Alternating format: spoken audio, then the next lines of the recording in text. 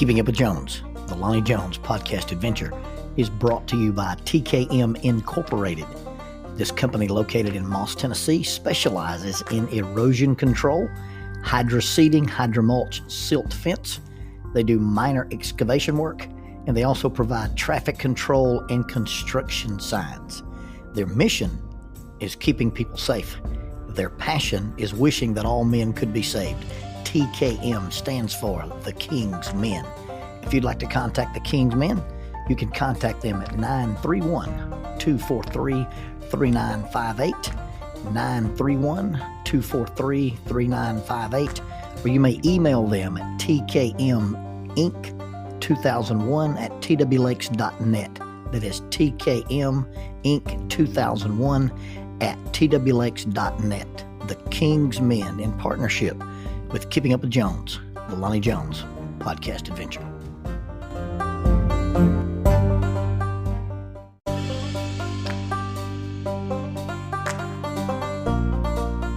SJ&L General Contractor is a full construction company that primarily focuses on civil construction and asphalt sales in the Huntsville and Fayetteville regions.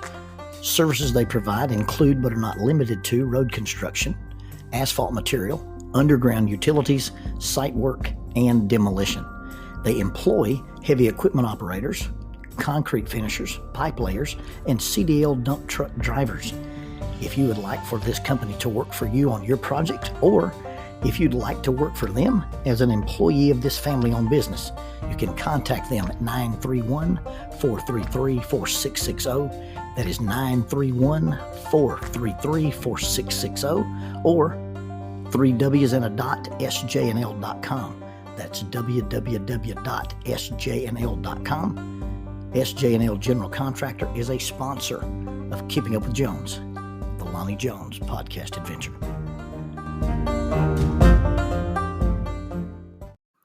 We were in McDonough, Georgia, and we had driven down to McDonough, Georgia to spend Monday through Friday studying with a man named Evandro Nunez, and he is the lead instructor for Gracie University when they teach Gracie survival tactics. Now, Gracie is the family name of the folks who invented Brazilian Jiu-Jitsu.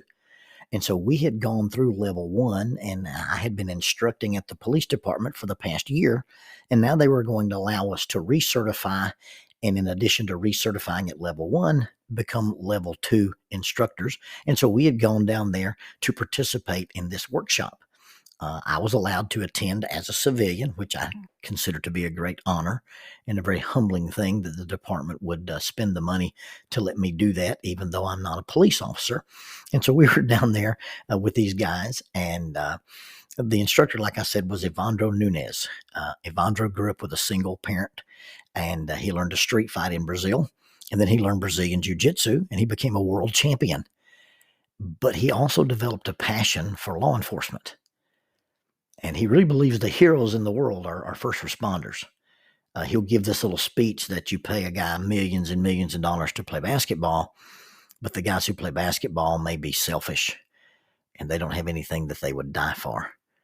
But the police officers and first responders stand in the way and stand between people and evil, and they have things they'll die for. So Evandro is not only an excellent teacher, and he's not only supremely gifted at his sport. At 6'7", this wiry Brazilian would be a force to be reckoned with if you had to grapple with him. But not only does he believe in this sport, and not only does he believe in his art, he really, really, really believes in law enforcement. And he presents his material in such a positive way. He has an infectious smile. He speaks English, but with that Portuguese accent. And so sometimes he'll get his words mixed up, but he has this get out of jail free smile. And if he asks a question and you offer an answer and your answer is dumb, or your answer is stupid, or your answer demonstrates that you don't know what that you don't know what you're talking about, Evandro will turn it around. He'll go, "Oh yes, thank you. Oh, this is excellent, but this is not the best."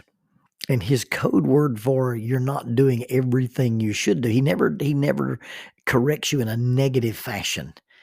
His correction is always, "Oh yes, You could do that, and it might work, but this is not the best.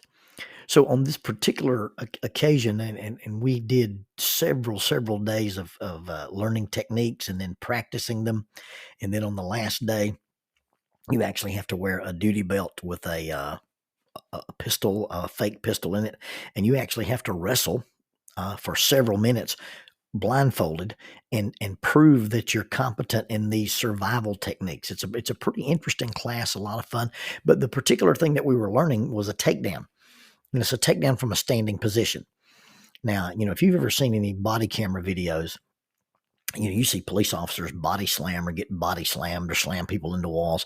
The cool thing about Gracie survival tactics or the Gracie Brazilian Jiu Jitsu is, Jiu Jitsu is known as a peaceful art. And so you can control a person with minimal effort and with great efficiency. The only complaint I have about the way we employ it or the way we do it is because of the current political environment. They really don't let us optimize the what I would call a chokehold or a vascular restraint. You put a guy in a proper chokehold, and it's a blood choke, so you're not squeezing his airway, you're not hurting his voice box, you're just cutting off the flow of blood to the brain, and they peacefully go to sleep. And it doesn't matter what he's on. If he's on crack or he's on coke or he's on PCP, you take a guy who's cranked up on some kind of weird drug and you break his arm, he'll continue to fight. But everybody goes to sleep. And putting a guy to sleep is way more peaceful than watching a guy be beaten into the Stone Age with some kind of force multiplier. But we only use the vascular restraints in exigent circumstances or in a life or death, or somebody's disarmed you or somebody's tried to get your gun. Only complaint I have about the way we employ our system. But anyway, in this particular class, we're learning this throw. Now, a traditional judo or martial arts type throw usually involves getting in close to a person, elevating them on your hips, or dragging them across your body. Well, because of my height or lack thereof, if I step into a guy, I've got his arm control, and I do a spinning step and step in beside him and try to elevate him on my hips, I often run out of me before I run out of you. And so I'm not very good at these throws, but sacrifice throws I'm built for. Now, a sacrifice throw basically means that you give up your posture, you give up your standing in order to drag this person to the ground. And the particular throw that we're learning is you're grappling or wrestling with a person while you're standing up, and you slip into the side or you slip in behind them. And then with your arms around their hips, but without hugging them, your arms are loose. Then you block one of their feet with your foot, and you just simply sit down with your knee straight. And when you sit down, your weight drags them to the ground across your body, and you roll up on top of them, and you're in a dominant position. Now, the way this sacrifice throw works is my arms are around the opponent, and instead of hugging their body, my arms are out away from them. And when I put all my weight behind them, my arms drag through their space, hit the hips, compromises their posture, compromises their base, and it throws them to the ground.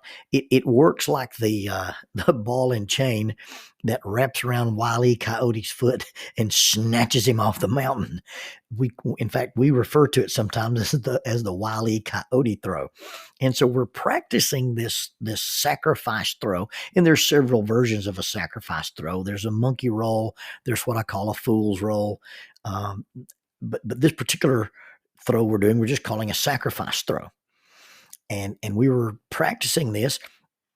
And one of the participants in the class, she's from our department, is this absolutely petite little police officer. She's a very tiny young lady. Now, she's a very competent young lady. She's a CrossFit athlete. She's in incredible physical shape. She's got good endurance. She's got good strength for her size ratio. But we get to talking about this sacrifice throw, and she's like, I'm having trouble doing that throw. I just can't drop myself to the mat. Well, I'm trying to be, captain of encouragement. I go, that's all you got to do is just fall. And she said, well, you got to understand, that I spent a vast majority of my life as a cheerleader.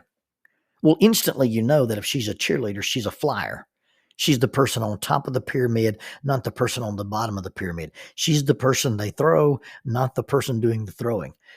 My daughter played collegiate volleyball, but she's only 4 foot 10 inches tall and weighed about 100 pounds when she was in college.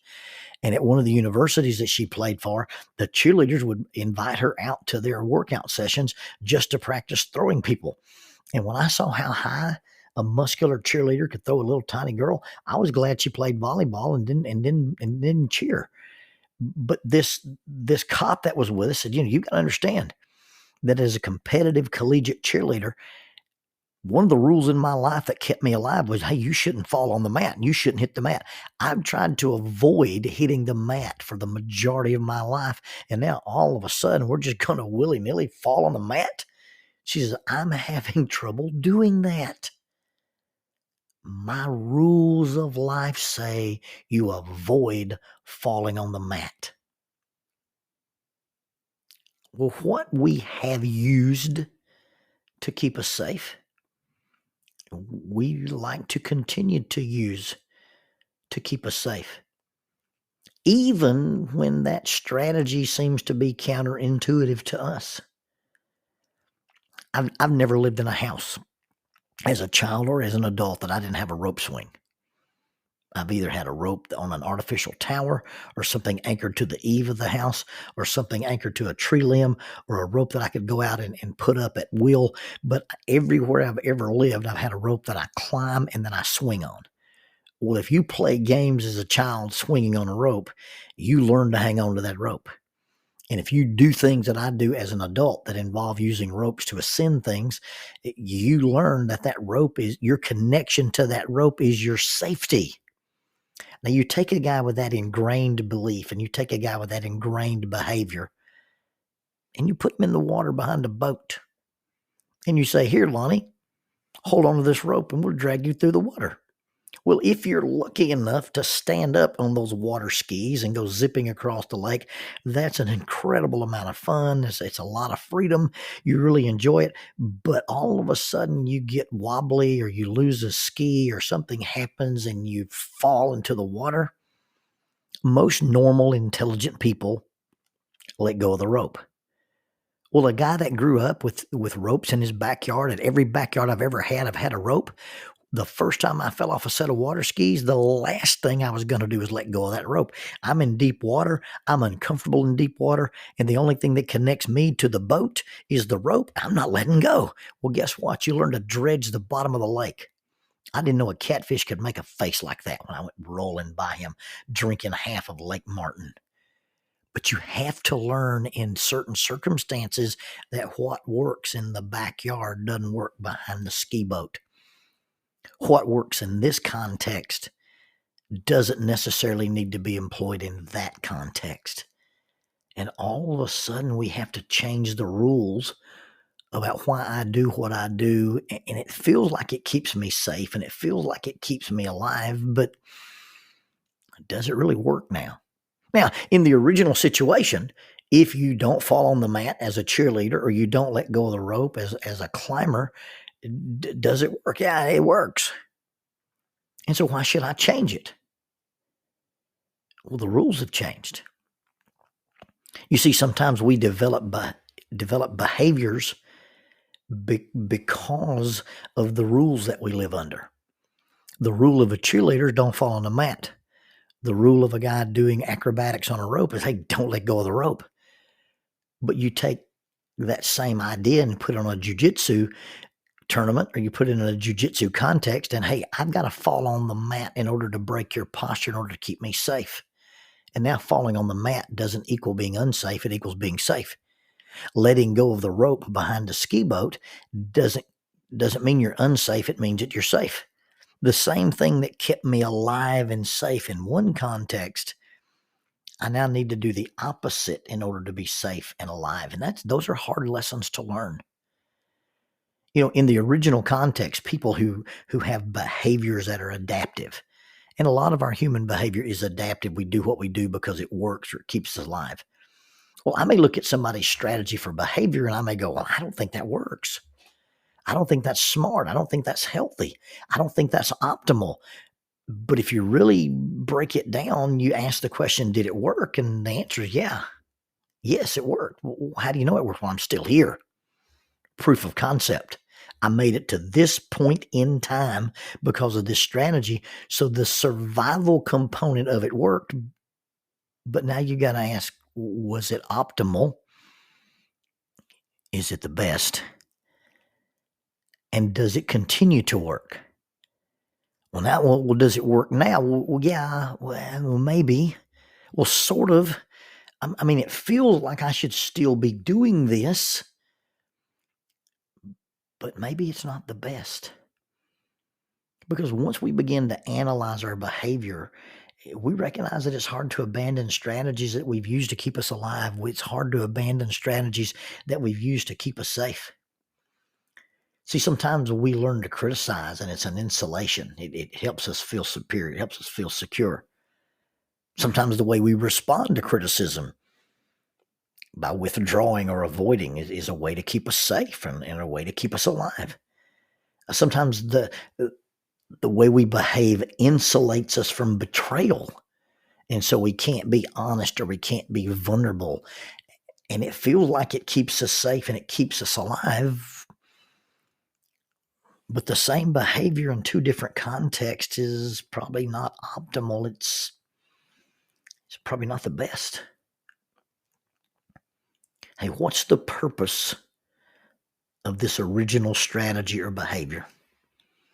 Why do I do it? Well, I don't fall on the mat because it keeps me safe. I don't let go of the rope because it keeps me safe. Okay, I understand that. Does that same strategy work in this context?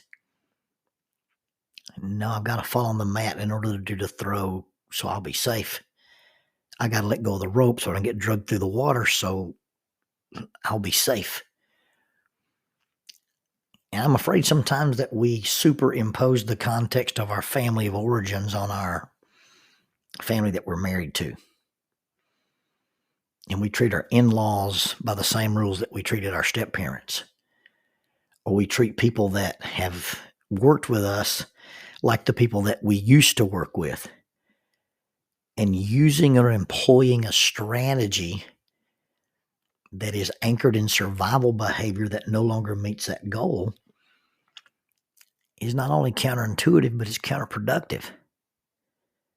You see, what's the goal of this behavior? And if it doesn't meet that goal, then that behavior either needs to be abandoned or modified. You may have to learn to let go of some of that behavior. You may have to learn to let yourself become vulnerable and fall. Old behaviors, old strategies, designed or just discovered to keep us safe and help us survive, get ingrained. They feel like they're a part of us. They feel like they're rooted into our DNA. And in some cases, it still feels safe. In some cases, it works a little bit. But until we learn to fall, until we learn to be vulnerable, until we learn to let go, it may work a little bit. I mean, it still sort of works. But the question you've got to ask is not, does it work? Does it work a little? The question you've got to ask is this the best?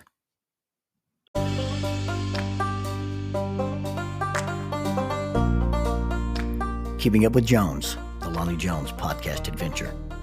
I am your host, Lonnie Jones. My wife Jackie and I moved to the city of Huntsville in 1986 for me to be a youth and family minister. I have been a minister since 1980.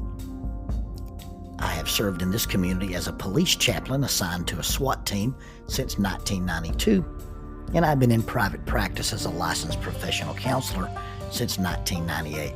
I'm also an adventure educator and an avid outdoorsman. I dabble in rock climbing, and I goof around with Brazilian Jiu-Jitsu. Our life has been full of many wonderful experiences, and some just outright adventures.